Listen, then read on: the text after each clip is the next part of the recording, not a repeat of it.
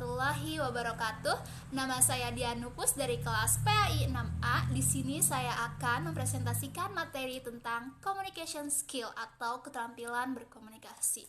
Nah, yang pertama kita bahas terlebih dahulu tentang skill atau kemampuan. Apa sih skill atau kemampuan itu sendiri? Skill atau kemampuan menurut Kamus Besar Bahasa Indonesia adalah kecakapan untuk melakukan suatu tugas. Nah, adapun skill atau kemampuan menurut Chaplin adalah suatu kemampuan yang dimiliki setiap individu untuk melakukan suatu perbuatan dengan cepat ataupun tepat. Nah, jadi apabila kita udah melakukan sesuatu dengan cepat, dengan tepat, artinya kita udah punya skill ya.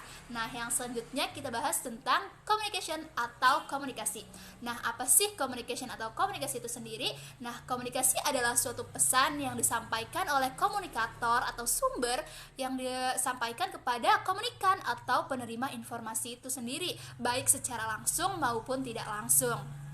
Nah, adapun communication atau komunikasi menurut para ahli diantaranya yaitu yang pertama ada Sarah Trenholm dan Arthur Johnson mereka mendefinisikan nih bahwa komunikasi adalah a process by which a source transmit a message to a receiver through some channel. Artinya komunikasi sendiri adalah suatu proses di mana si sumber ini mentransmisikan pesan kepada penerima melalui beragam saluran ya.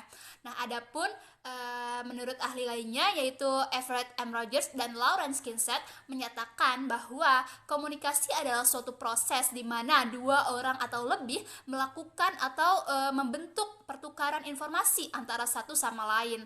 Nah, jadi kalau misalkan dua orang atau lebih ini udah melakukan pertukaran informasi, artinya orang tersebut udah melakukan komunikasi. Nah, jadi dapat disimpulkan ya dari pengertian skill atau komunikasi tadi di atas dapat disimpulkan nih, apa sih communication skill itu sendiri? Communication skill sendiri adalah kemampuan seseorang dalam menyampaikan atau mengirim pesan secara jelas sehingga dapat dipahami oleh si penerima itu atau komunikan. Jadi kalau kita melakukan komunikasi yang jelas itu kita bisa melatihnya gitu, enggak apa ya, misalkan kita udah melakukan komunikasi nih, ada kan orang yang melakukan komunikasi itu ada yang baik, ada yang buruk gitu. Jadi kalau kita misalkan pengen melakukan komunikasi yang baik, biasanya itu dilatih terlebih dahulu ya. Kayak misalkan kita banyak diskusi atau yang lainnya. Nah, itu communication skill atau keterampilan komunikasi.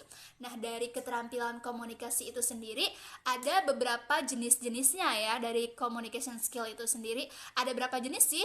Jadi communication skill atau keterampilan komunikasi memiliki 3 jenis. Apa aja? Yang pertama yaitu komunikasi lisan atau oral communication skill. Jadi udah jelas sendiri ya dari jenisnya sendiri, oral communication atau komunikasi lisan. Berarti artinya komunikasi lisan sendiri adalah komunikasi yang disampaikan secara langsung. Nah, nantinya ada feedback dari si komunikan dengan komunikator itu sendiri. Nah, contohnya misalkan kita melakukan diskusi, kita melakukan wawancara kerja, kita melakukan kayak tanya jawab, kita melakukan public speaking, kita melakukan kayak misalkan kita khutbah, kita melakukan pidato atau yang lainnya gitu. Berarti kita udah melakukan komunikasi itu komunikasi lisan atau oral communication skill. Yang kedua yaitu ada komunikasi tulisan. Nah, biasanya setiap orang itu kan kemampuannya beda-beda ya. Ada orang yang emang jago ngomong tapi dia sulit gitu untuk menulis gitu kan, untuk melakukan karya sebagai tulisan gitu. Tapi ada juga orang yang emang dia diam tapi dia dalam menulis itu dia punya skill yang lebih gitu kan. Nah, komunikasi tulisan atau written communication skill sendiri adalah dimana seseorang itu mampu melakukan komunikasi dengan berbagai tulisan gitu. Dia menyampaikan komunikasinya itu melalui tulisan. Nah, sedangkan kalau tadi yang dari oral communication skill sendiri beda banget ya dengan written communication skill ini sendiri. Jadi komunikasi komunikasi tulisan beda dengan komunikasi lisan. Dari namanya aja udah jelas beda ya. Yang selanjutnya atau yang terakhir yaitu ada komunikasi nonverbal. Nah, apa sih komunikasi nonverbal itu? Komunikasi nonverbal itu biasanya di mana komunikasi ini menyampaikan pesannya itu melalui bahasa tubuh, gerak tubuh, nada suaranya gitu kan. Terus misalkan mereka mengekspresikan wajahnya gitu kan. Misalkan kalau kita melakukan komunikasi atau menyampaikan diskusi atau apapun, mereka menggunakan bahasa tubuhnya kayak misalkan ngangguk atau gimana. Nah, itu termasuk ke dalam komunikasi nonverbal. Jadi udah jelas ya bahwa jenis-jenis dari communication skill atau keterampilan komunikasi ini mempunyai 3 jenis. Yang pertama ada komunikasi lisan atau oral communication skill, yang kedua yaitu ada komunikasi tulisan atau written communication skill, dan yang ketiga yaitu ada komunikasi non-verbal. Nah, yang selanjutnya yaitu kita akan membahas tentang bagaimana sih upaya-upayanya, gimana sih caranya gitu kan, biar kita nih communication skillnya itu ningkat gitu kan. Gimana sih caranya biar kita melakukan peningkatan dalam communication skill ini sendiri. Terus apa sih kaitannya sama soft skill itu sendiri. Nah, jadi ada beberapa upaya nih ya. Yang pertama, misalkan kita ngomong nih, kita harus memperhatikan artikulasi kayak a, i, u, e, o nya kita harus jelas. Jadi orang yang kita atau komunikan ini atau penerima pesan ini jelas kita tuh ngomong apa. Kita nggak kayak misalkan ada kan orang yang kalau ngomong itu kayak samar-samar gitu, mereka ngomong apa sih nggak jelas banget, jadi pelafalannya a i u e o nya itu nggak jelas. Jadi kita harus memperhatikan artikulasi kalau kita ingin meningkatkan communication skill kita. Nah, yang kedua ada melakukan kontak mata ini misalkan kita lagi diskusi, lagi presentasi, jangan sampai kita di sini, audiens di depan kita, mata kita ada di samping gitu kan ya. Nah, itu kita nggak melakukan kontak mata. Jadi kalau kita misalkan ingin meningkatkan communication skill kita sendiri, kita harus melakukan kontak mata. Nah, ini juga termasuk kesopanan ya. Jangan sampai kita kalau misalkan melakukan komunikasi, orangnya di depan kita matanya kemana-mana. Jadi kalau kita ingin communication skill kita meningkat, kita harus melakukan kontak mata terhadap komunikan itu sendiri. Nah, yang ketiga ada melakukan penyesuaian.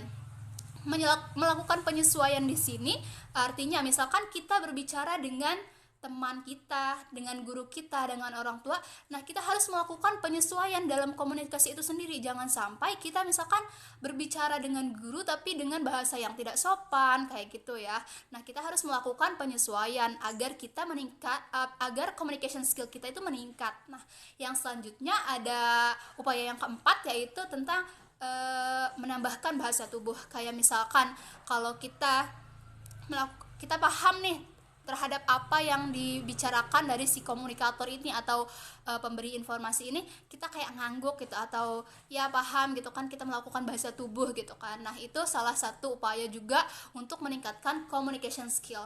Nah, adapun upaya yang kelima yaitu dengan berbicara dengan santai. Kalau misalkan kita menyampaikan informasi atau melakukan komunikasi itu jangan sampai kalau apa yang kita sampaikan ini terburu-buru, jadi kita nggak jelas nih, kita nggak si komunikan ini atau penerima informasi ini nggak tahu gitu kan, tadi ngomongnya apa ya, kecepetan kayak gitu.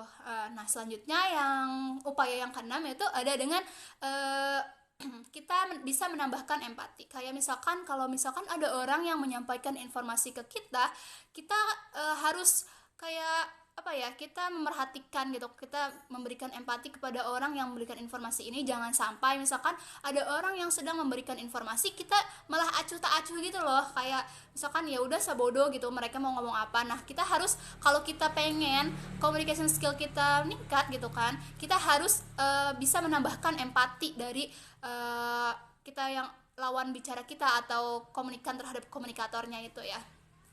Nah, yang selanjutnya yaitu ada upayanya itu memberi kesempatan orang lain bicara. Jangan sampai kita jadi orang, misalkan ada orang yang lagi bicara gitu kan, lagi menyampaikan informasi, kita sela gitu kan, mereka lagi ngomong tapi kita langsung nyamber ngomongnya. Jadi kita harus memberikan orang lain itu kesempatan untuk bicara. Kita dengerin dulu nih, mereka udah mau menyampaikan informasi. Kalau misalkan mereka udah menyampaikan informasinya udah selesai gitu kan ya, baru tuh kita bisa kayak menanggapi dari apa yang dia bicarakan. Jangan sampai kalau misalkan orangnya lagi ngomong justru kita nyamber aja gitu kan, itu nggak boleh ya. Nah itu juga salah satu upaya untuk meningkatkan communication skill yang kita miliki.